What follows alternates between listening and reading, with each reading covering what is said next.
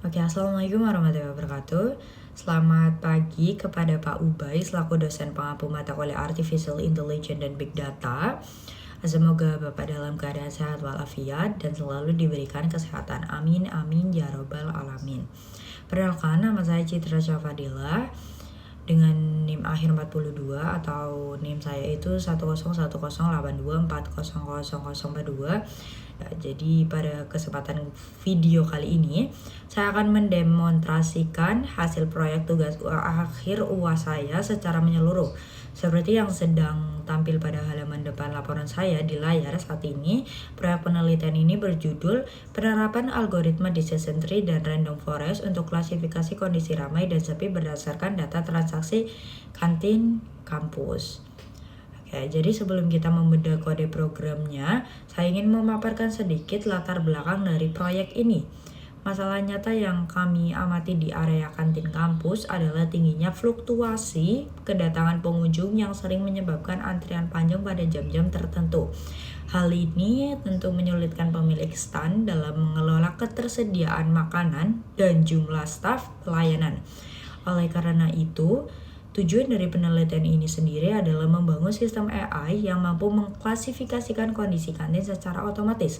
Data yang digunakan merupakan data aktual hasil observasi real transaksi kelompok kami dengan total sebanyak 68 baris data yang memuat variabel seperti waktu pembelian, nama barang, harga produk, dan jumlah pembeli. Untuk data mentahnya seperti pada tabel Excel di atas, ini didapat dari hasil observasi langsung di kantin kampus, begitu. Oke, baik, sekarang kita berpindah ke halaman Google Colab untuk melihat eksekusi programnya dari awal. Kita mulai dari tahap 1 yaitu inisialisasi library dan input data. Di tahap pertama ini, program dibagi menjadi dua cabang langkah utama. Yang pertama, cabang A yaitu import libraries. Di sini saya memanggil pustaka standar industri yaitu Pandas untuk kebutuhan manipulasi tabel data, NumPy untuk operasi matriks, serta matplotlib.pyplot dan Seaborn yang dikonfigurasi dengan tema white grid untuk menghasilkan visualisasi grafis kualitas tinggi beresolusi 300 dpi untuk kebutuhan laporan. Untuk cabang B yaitu upload file Excel dinamis. Jadi di sini saya menggunakan codingan ini, saya menerapkan fungsi khusus files.upload. Pendekatan ini sengaja dipilih agar program dapat menerima file Excel eksternal dari data kantin kelompok kami secara dinamis langsung dari penyimpanan lokal laptop, sehingga program menjadi lebih interaktif. Lanjut ke tahap 2 yaitu proses pre-processing data dan feature engineering. Jadi tahap ini tuh sangat krusial karena model AI tidak bisa membaca data mentah lapangan begitu saja tanpa ada pembersihan data dan transformasi. Di tahap 2 ini ada 3 cabang proses yang berjalan. Yang pertama, pelabelan target biner. Dataset awal belum memiliki kolom label kondisi, maka program menghitung nilai tengah atau median dari kolom jumlah pembeli menggunakan perintah np.where. Jika jumlah pembeli bernilai di atas median, program otomatis memberikan label ramai. Sedangkan jika kurang dari atau sama dengan median, akan diberi label sepi. Terus yang kedua, ekstraksi fitur jam. Variabel waktu pembelian aslinya berformat teks jam digital lengkap yang kaku.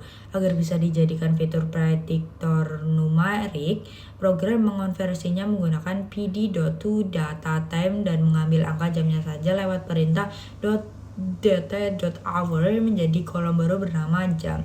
Terus cabang yang ketiga itu encoding dan scaling.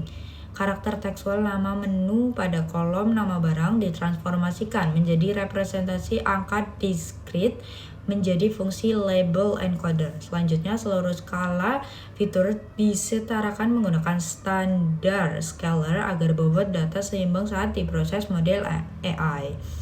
Terus masuk ke tahap 3 yaitu pembagian dataset atau data splitting.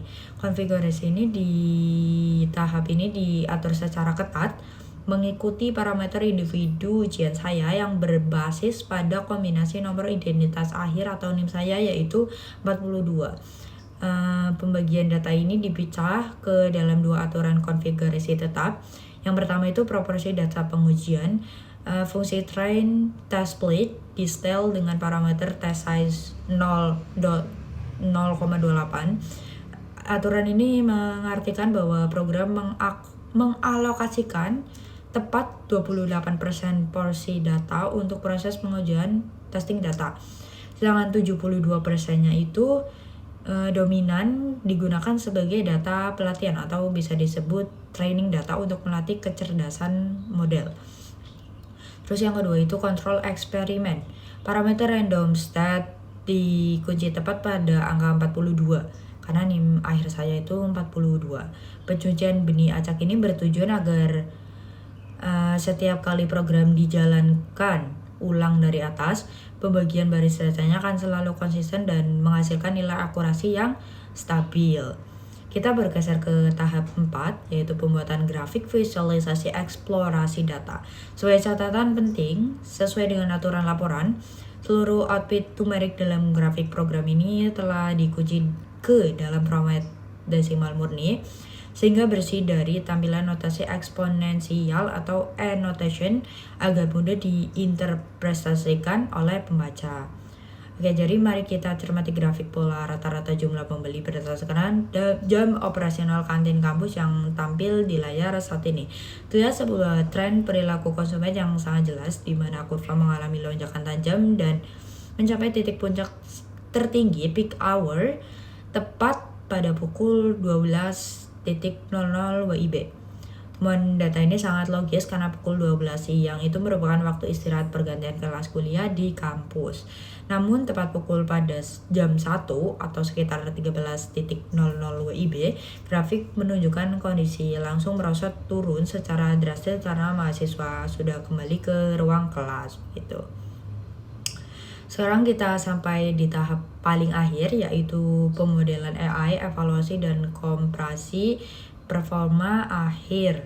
Untuk menyelesaikan problem klasifikasi kondisi kantin ini, saya menguji dan melatih dua algoritma secara bersamaan. Yang pertama itu hasil skor akurasi akhir berdasarkan output grafik perbandingan akurasi di layar algoritma random forest.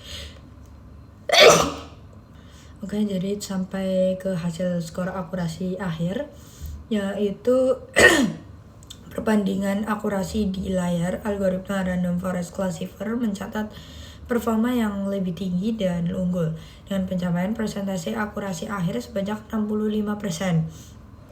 Di sisi lain, algoritma decision tree ini tunggal menghasilkan tingkat akurasi yang lebih rendah, yaitu di angka 55%. Jadi hasil ini membuktikan bahwa metode ensemble learning pada random forest lebih andal dalam mereduksi varians data transaksi kantin.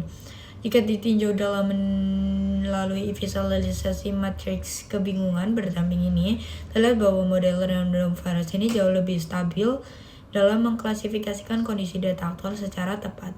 Fitur utama yang dikonfirmasi paling berpengaruh kuat menaikkan keakuratan klasifikasi ini adalah komponen jam karena menjadi parameter dasar pemisah keputusan pada node algoritma. Dari seluruh hasil analisis pemodelan data ini, rekomendasi praktis yang bisa saya berikan kepada pihak pengelola stan kantin kampus adalah menerapkan strategi persiapan awal menu makanan atau pre-cooking sebelum jam 12.00. Jadi langkah ini sangat krusial untuk mempercepat durasi pelayanan kasir pada jam sibuk, sehingga penumpukan antrian pembeli dapat dihindari. Jadi terakhir, untuk menjaga aspek integritas dan transparansi akademik, saya sampaikan bahwa dalam penyusunan struktur dasar kode program serta kerangka laporan ini, saya dibantu oleh perkakas kecerdasan artifisial seperti ChatGPT dan Gemini seperti yang tertera pada AI usage log laporan saya. Walau demikian, seluruh laporan proses penyusunan parameter individu berbasis NIM akhir 42, penanganan error pustaka, pembersihan notasi ilmiah hingga interpretasi grafik real ini sepenuhnya saya lakukan koreksi dan visualisasi secara mandiri. Jadi kurang lebihnya mohon maaf. Itu saja video penjelasan dari saya. Wassalamualaikum warahmatullahi wabarakatuh.